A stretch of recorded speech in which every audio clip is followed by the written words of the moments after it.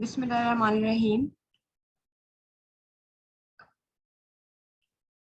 Quote of the day. Success is not final. Failure is not fatal.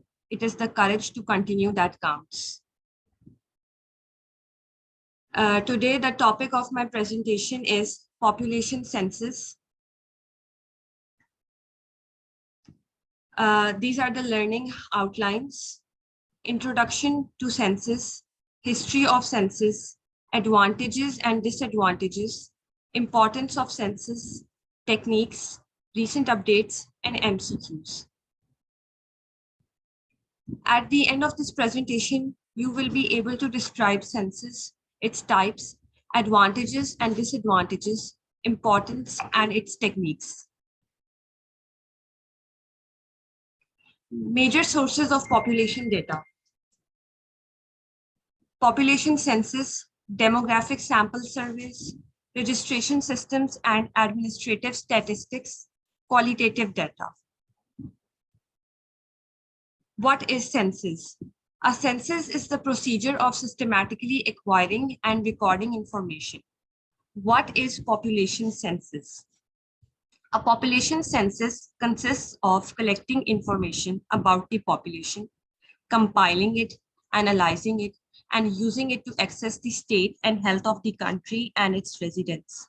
There are many points of information collected, typically gender, marital status, income, and background, among other things. In ancient way, they only used to calculate the head of families and males of military age. Whereas in modern procedures, they not only calculate all individuals, but they also acquire other necessary information related to the individual. This information helps the government to easily bring change in the welfare of the individual life. History of census. The first regular census held in 1881, which was conducted by British and India. It gathered information on the total population, its rural distribution, housing, migration, occupation, literacy, religion, age, gender, and caste. All these information were of great value for understanding of the economic and social structure of the subcontinent. Pakistan has a long history of census taking, and the first regular population census in the area now comprising Pakistan was held in 1881. Since then, regular censuses have been conducted after every 10 years in the year ending at 1. After independence, the first census of Pakistan was conducted in 1951, the second in 1961, while the third was held in 1972 instead of 1971 due to political environment in the country and war with India. The fourth one was in 1981. The fifth one again got delayed and was conducted on 1998 after 19 years. And the last census of Pakistan was held in 2017. History of Pakistan census. The 1951 census.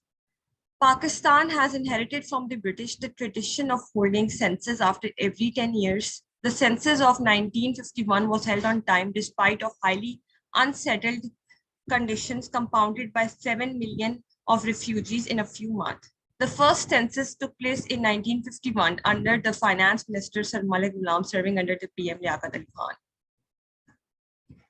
The 1961 census, it was the second census of Pakistan, but it was for the first time properly organized census of Pakistan. It was held in 1961. The growth rate instant increased to 24% in the census.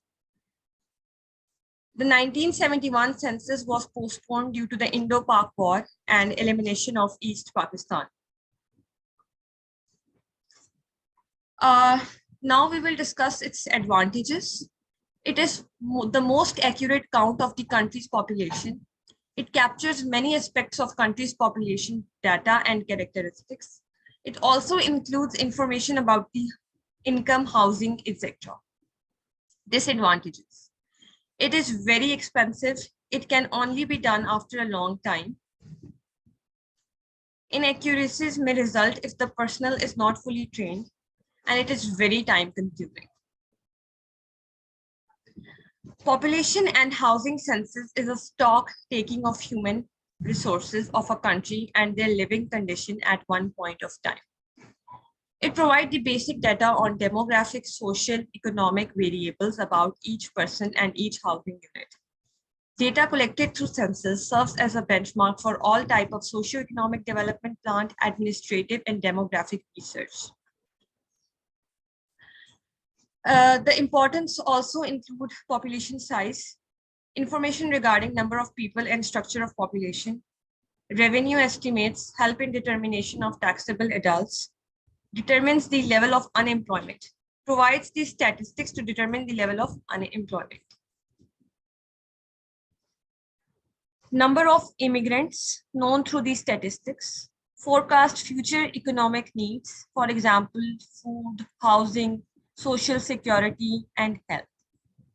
Distribution of resources.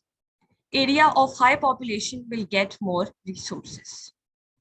Reveals level of labor force. Level of manpower is high.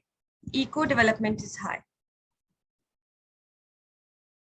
Investment decision. It influences the country's investment decision-making process, transport facilities, provision of social amenities. What is its legal and political impact? Census also meets legal for providing basis for political presentation in the Provincial and National Assembly, Article 51, Clause 3 of the Constitution.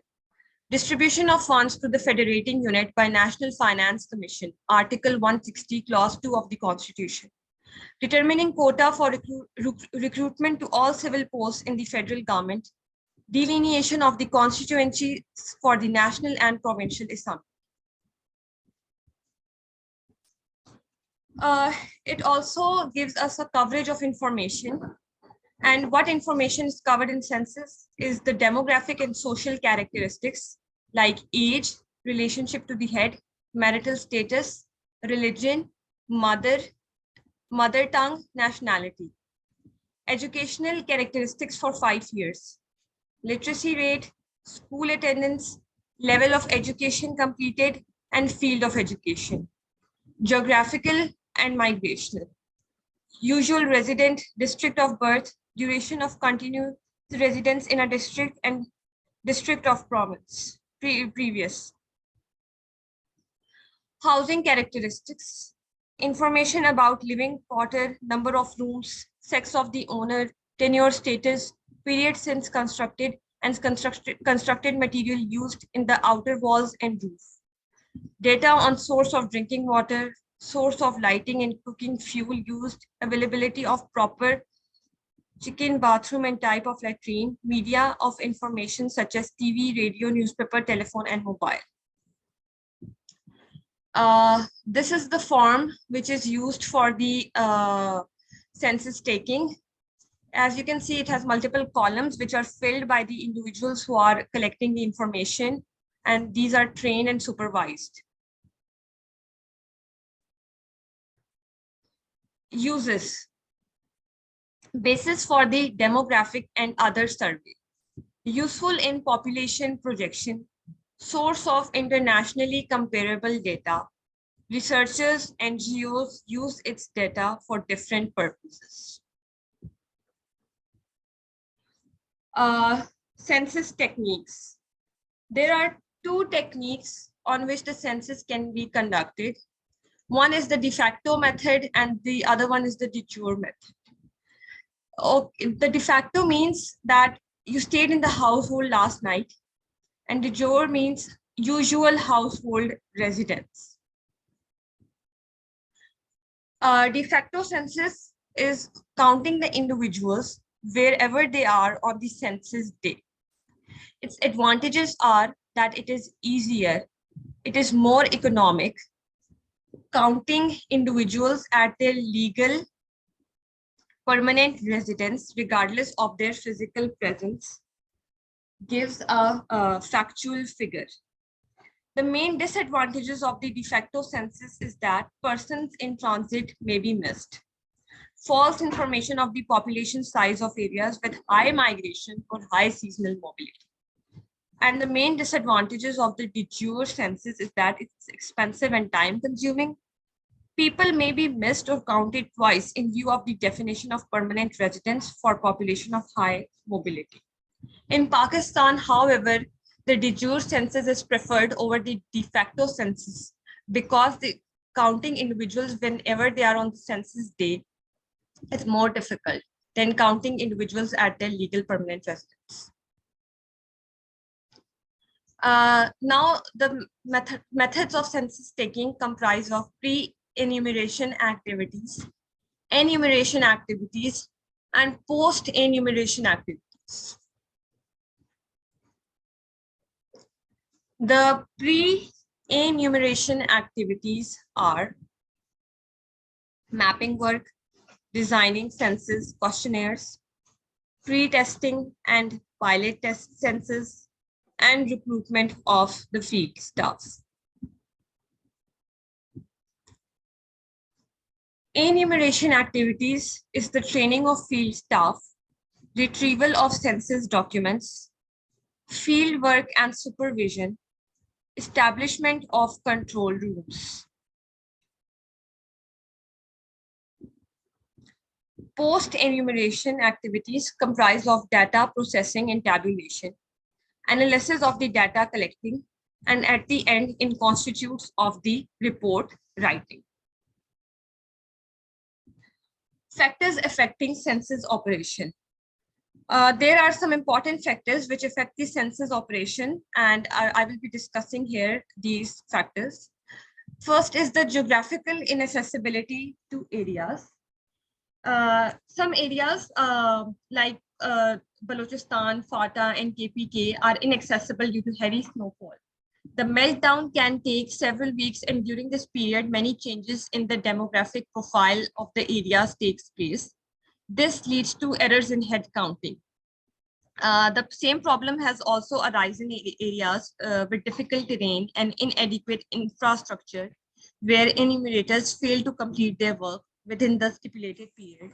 Such areas are generally located in the mountainous region of NWFP, Fata, and the desert areas of Punjab and Balochistan. The next is the seasonal migrants. That it is generally believed that most of the people living in the snowbound areas come down from the mountains just before the fall of snow and live in other areas where they find jobs for themselves and fodder for their animals. Such people usually go back to their place of origin when the snow melts and pastures return. For census purposes, the month of March is usually the most suitable time for enumeration of the people when their movement is minimum and the weather is pleasant throughout the country. The last one is the political influence. One of the major causes of delay of the fifth census was the ethnic rift between various population groups determined to show their dominance over each other. During the 1990 house listing operation, such a rift existed between the Sindhi versus Urdu speaking people in Sindh and Pashto versus Balochi people in Balochistan. While the factions fought to dominate, the house listing operations of the census underwent a serious attack. The most recent census was in 2017. The 2017 census of Pakistan was a detailed enumeration of the Pakistani population, which began on 15th March 2017 and ended on 25th May 2017. It was the first census taken in the country in the 21st century, 19 years after the previous one in 1998, and it was carried out by the Pakistan Bureau of Statistics. The final results of the census were publicly released throughout the spring and summer of 2021, and they showed that in 2017, Pakistan had 207.2 million residents. Data for Azad Kashmir and Gilgit-Baltistan were disseminated separately by the territory's own statistical agencies. This is the drive that was carried in the census of 2017. The picture shows a man placing a poster on a gate. These are the province-wise provisional results of the census 2017. As you can see from the previous census of 1998, there has been a drastic increase in the population census of 2017, which shows that the population has increased to 207.7 million. The graph shows the trends of the increasing population numbers from the 1951 census to all the census until the 2017 one.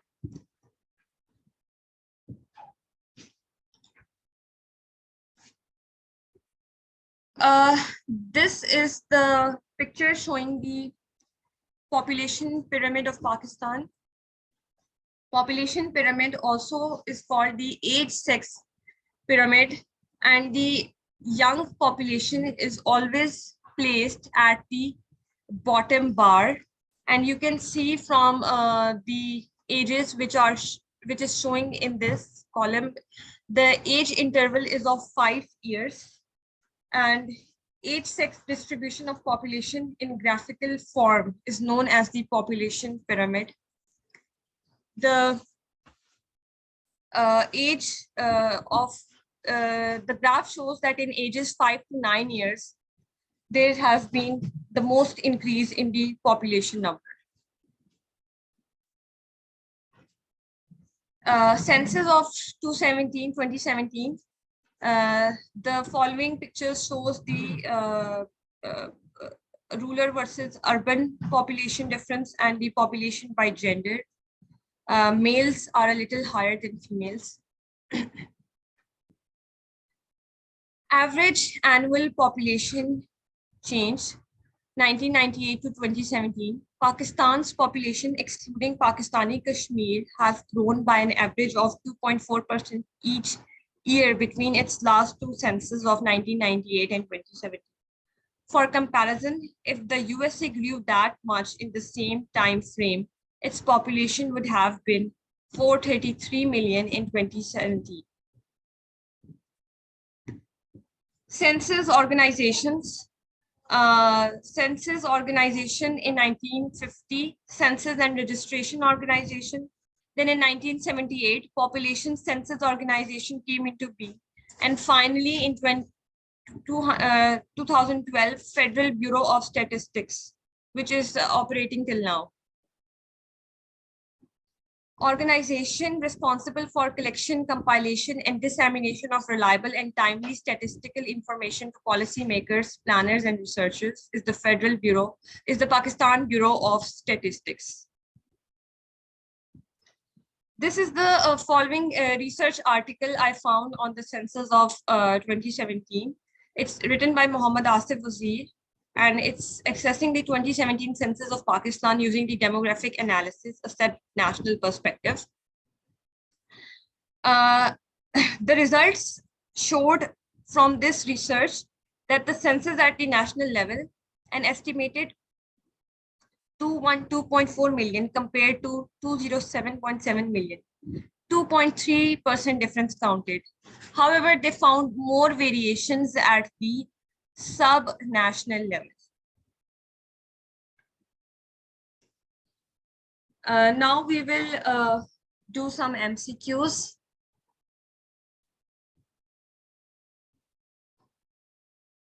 Population census in Pakistan is carried out by Pakistan Bureau of Statistics. Option B, Population Census Board. Option C, National Population Commission. And option D, Population Reference Bureau. Anyone? A? Yes. A is the right answer. Population pyramid is also called the age sex pyramid, and the young population is always placed at the bottom. Each bar represents the age gap of 5 years. Yes, 5 years is the right answer. The process of collection, compilation, evaluation, analysis, and publishing demographic, social, and economic data about the entire population of well-defined territory at a specified time is called A, registration, B, population census, C, service, D, de facto system of census.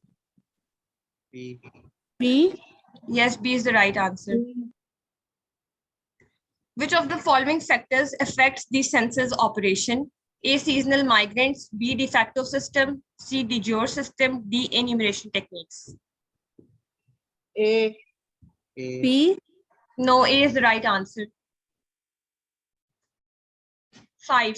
A census is a very time-consuming process divided into different phases. Which of the following process is included in the post-enumeration phase?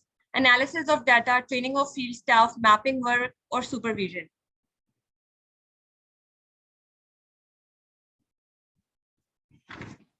A. Yes, A is the right answer. How often does the United Nations recommend the census to be conducted? After every 2 years, after every 5 years, after every 10 years, or after every 20 years? C. B. No, C is the right. C is the right answer. Age-sex distribution of a population in the graphical form is known as A, age-sex graph, B, polar graph, C, population pyramid, or D, population graph. C. It's C, population pyramid. Sorry. Our teacher is teaching his students the methodologies of a census. The following is included in the enumeration process: A, design, B, mapping, C, tabulation of data, D, training and supervision of the field staff. C. No, D is the right answer. In Pakistan, which system of census taking is preferred? De facto, de jure, sample survey, or cluster sample? A. B. B is preferred. Khan, a resident of Peshawar, was staying in Lahore at his brother's house to attend a meeting in the city. Meanwhile, the census team came to his brother's house for counting, and he was also included in the resident. This type of census is called A, de jure, B, de facto, C, questionnaire, or D, cluster sampling. De facto. Yes, de facto. This is the key, and thank you, everyone. Thank you very much. Okay, thank you very much, Alishba. Very nice presentation. However, there are many spelling mistakes. If you go to your different slides, you would see there are many spelling mistakes, especially at one of in a glance, I can pick that you have written that the importance of different important variables, and you have mentioned that the chickens has to be counted. It is not actually the chickens, it is actually the kitchens in any house that are important to count, rather than because there are many houses that don't have any chicken in them.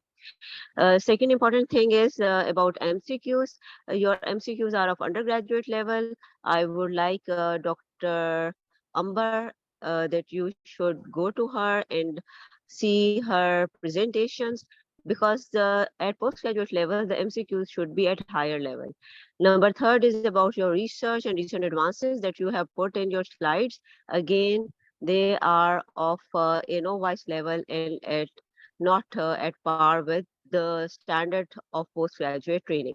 So you should also ask Dr. Amber. She is a very senior resident, and she has put a lot of hard work in her presentations, how to give more weightage to the highest evidence, like systematic reviews if they are available, and meta-analysis that are available, and how the different advantages of census they are being used. Thank you very much. See you next time. And I would like to discuss this further tomorrow, inshallah, on Friday with you, Dr. Alishba. Thank you. Allah Hafiz. Allah Hafiz, ma'am. Allah Hafiz.